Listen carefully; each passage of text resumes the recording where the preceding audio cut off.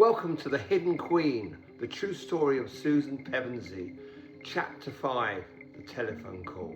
Susan was in the kitchen making tea. Catherine was at school, 7 years old now, bright and curious, and the best thing in Susan's world. Margaret was due any minute. Their Thursday ritual had become even more sacred since Robert died. The one fixed point in Susan's week, the 1 hour or 2 hours sometimes when she didn't have to be brave. Susan wiped her hands and picked up the receiver. Hello? Susan? Lucy's voice, bright, excited, so alive it hurt to hear. Oh, Susan, I'm so glad I caught you. Something tightened in Susan's chest, that breathless joy in Lucy's voice. It reminded her of something she'd lost. Robert used to sound like that when he called from work with good news.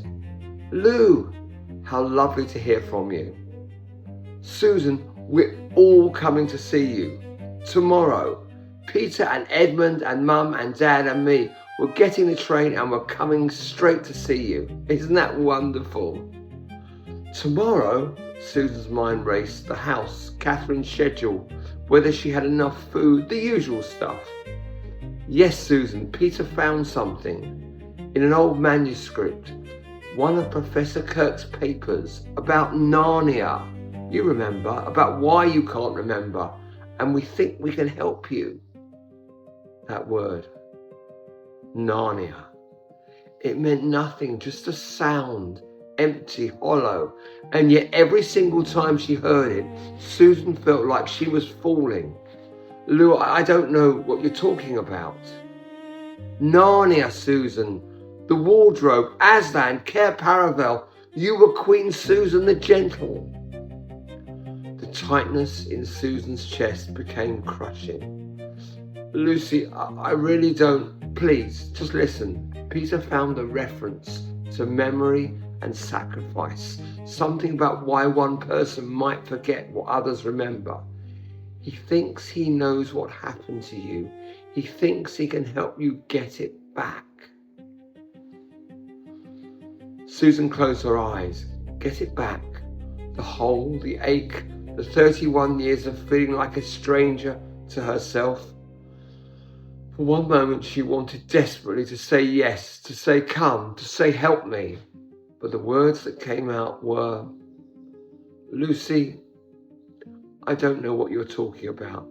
I don't have time for this. Catherine will be home from school and I haven't started dinner. Susan, please. I'll see you tomorrow. We can talk properly then.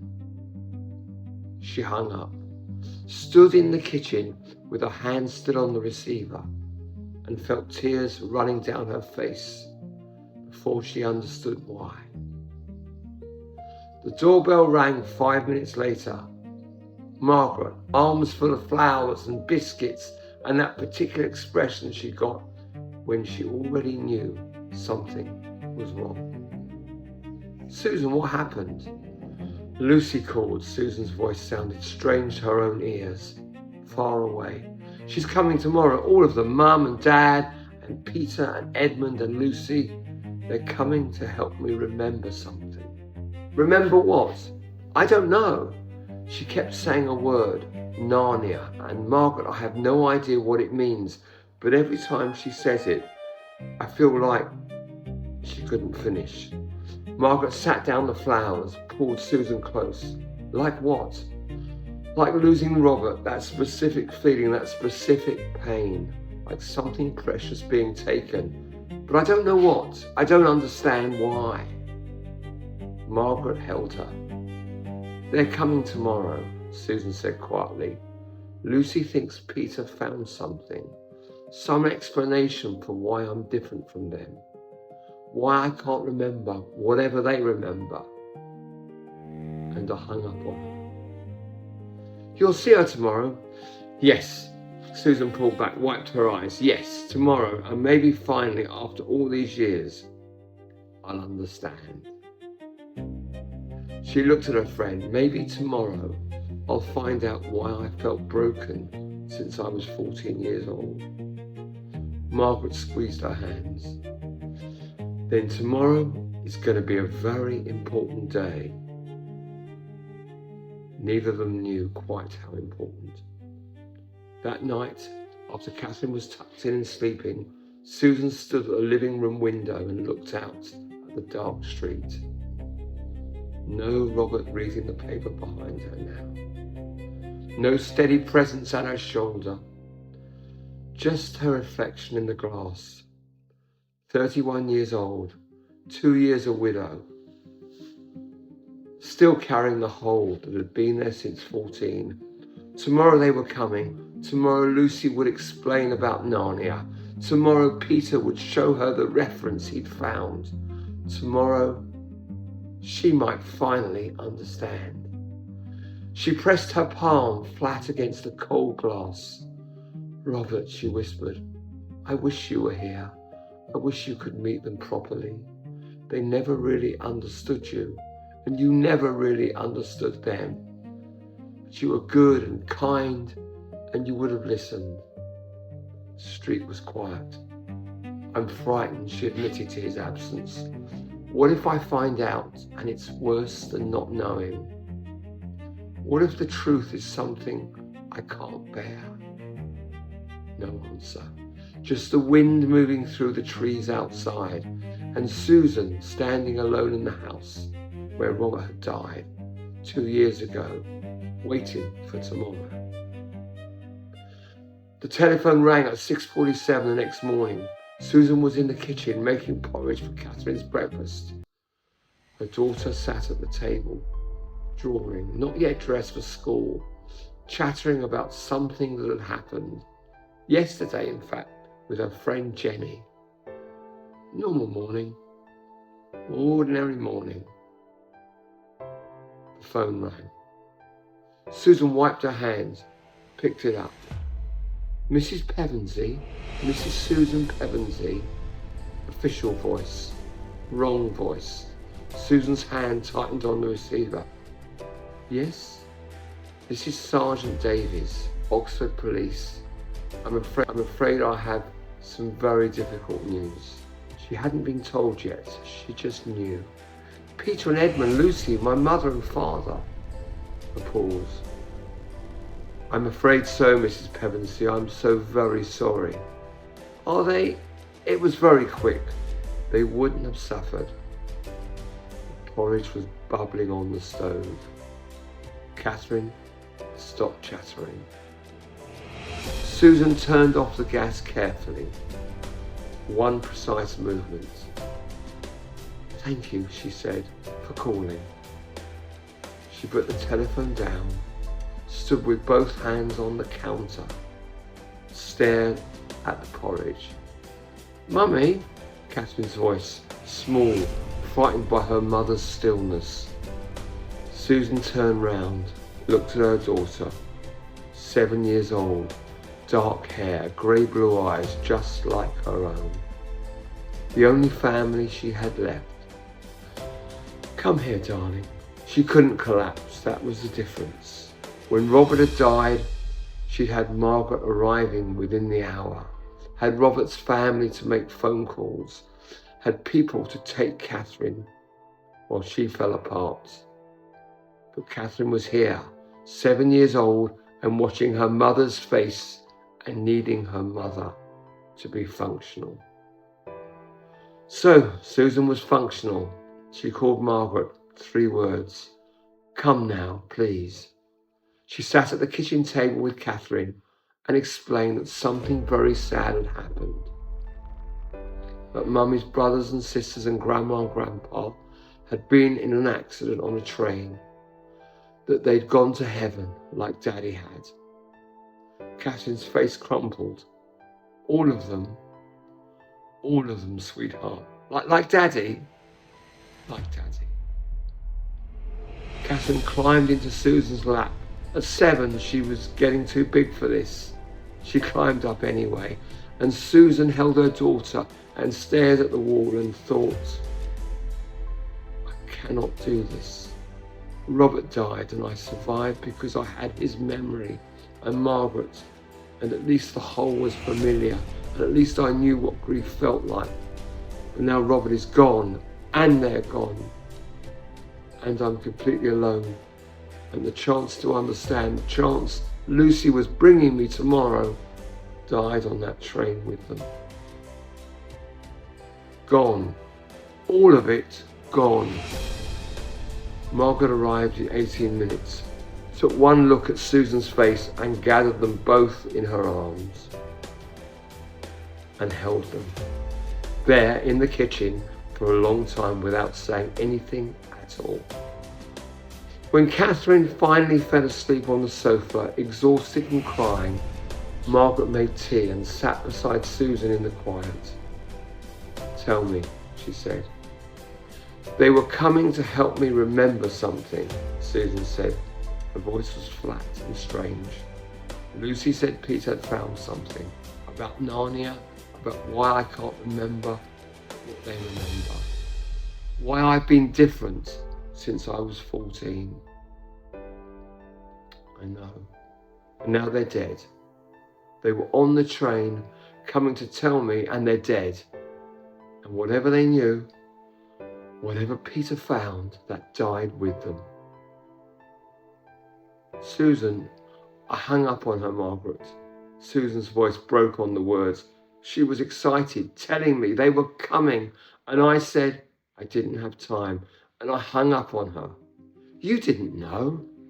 But that was the last thing I said to Lucy, my sister, my little sister, who had been asking me for 17 years if I remember, who never gave up hoping I'd remember. And the very last thing I said to her was, "I don't have time." Margaret put down her tea, took both of Susan's hands. "She knew you loved her, but I hung up on her." She knew, Susan. Look at me. She knew. Susan looked at her friend. 2 years ago, when Robert had died. 2 years ago, when Robert had died, she'd had that terrible, familiar feeling, as if she'd stood at a grave before, lost people before. She understood now why it had felt familiar. Because she had stood at graves before. In some life she couldn't remember. In some life she couldn't remember. In some world she couldn't access. She'd lost people, had grieved. And that grief was in her bones. Even if the memories weren't. "I've done this before," Susan said quietly. "Stood in the wreckage, lost everyone. Being the one left behind." "What do you mean?" "I don't know exactly. I just know that this isn't the first time I've survived something unsurvivable." She looked at Margaret, and I don't know if that makes it harder or easier. Margaret squeezed her hands. "It makes it survivable," she said, "because you've done it before and you're still here." Funerals on a grey October day, 5 coffins, her entire birth family, all of them. Susan stood at the graveside with Margaret on one side and Catherine holding her hand on the other. 7 years old, Catherine, old enough to understand death now, to stand still and solemn in her black dress and know that Grandma and Grandpa and Uncle Peter and Uncle Edmund and Auntie Lucy were gone. 5 coffins. Peter, Edmund, Lucy, mother, father. Peter, who had given her away at her wedding. Edmund, whose name she put on her first book without knowing why. And Lucy, dear Lucy, who had never stopped asking if she remembered. Lucy had been coming tomorrow. Susan didn't cry at the graveside. She'd used up all her tears already. She just stood there and felt something seal inside her, something final. The chapter of being someone's sister, someone's daughter, part of a family that shared something she couldn't access. That chapter, it was over. Now she was just Susan, widow, mother, writer, the only Pevensie left. Still broken, now permanently, irreversibly alone in her brokenness. Whatever they'd known, whatever they'd been coming to tell her, whatever Narnia was, it was gone, buried with them in Oxford clay. She would never know. I love you, she whispered to the 5 coffins. I loved you even when I couldn't understand you. Even when I pushed you away, even when I said I didn't have time. The wind moved through the cemetery, and Susan Pevensie stood between her daughter and her dearest friend and let herself be held upright, because that was all she could do. The weeks that followed were different from after Robert, quieter, more internal. With Robert, she'd screamed and wept and fallen apart loudly. This grief was different. Deeper in some ways, more complicated, because mixed with the loss was something else. Guilt. She'd pushed them away for years, refused to engage with their memories, let them believe she'd chosen, sophistication over whatever it was they shared. And now she could never ever tell them the truth. Never explain that it wasn't a choice, that she hadn't outgrown anything, she'd lost it, whatever it was, and had been searching for it ever since. Never hear what Peter had found, never let Lucy explain. I should have listened, she told Margaret one evening. Catherine was asleep, the house was quiet. All those times they tried to talk to me about it, all those times Lucy asked if I remembered. I shut her down every time, and now? Susan, you were protecting yourself. I was a coward. You were surviving. There's a big difference. Susan looked at her friend. Is there? Yes, a coward runs from fear. A survivor does whatever keeps them standing. You were standing, Susan. Barely, but standing. I should have told them the truth, that I didn't remember, that I wasn't choosing to turn away, that I wanted to remember and couldn't. Maybe they knew. No, they didn't. They thought I'd outgrown them, thought I was too sophisticated, too shallow. Susan's voice broke, and I let them think that because it was easier than saying I'm broken and I don't know why. Margaret was quiet for a long moment. Then, Susan, can I say something difficult? You always do. What if that's what the books are for? Susan looked at her. What? The books you write, the children who search for something they've lost, the golden lion who watches and waits, the sacrifice and the grace and the second chances. Margaret leaned forward. What if you've been telling them the truth all along? What if every book was a letter to your siblings saying, I remember, even if I don't know what I remember. I'm searching, even if I don't know what I'm searching for. I love something precious, even if I can't name it. Susan stared at her friend. You think they read the books? I think Lucy read every single one. I think she saw herself in them. And I think somewhere, wherever she is now, she knows. She understood. She understood you better than you understood yourself. Susan sat with that for a long time.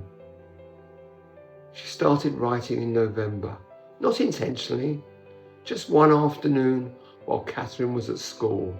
Susan sat at her desk and picked up her pen. And words came. A prince who betrayed his kingdom. Someone else who'd paid the price. Love and sacrifice and redemption and grace.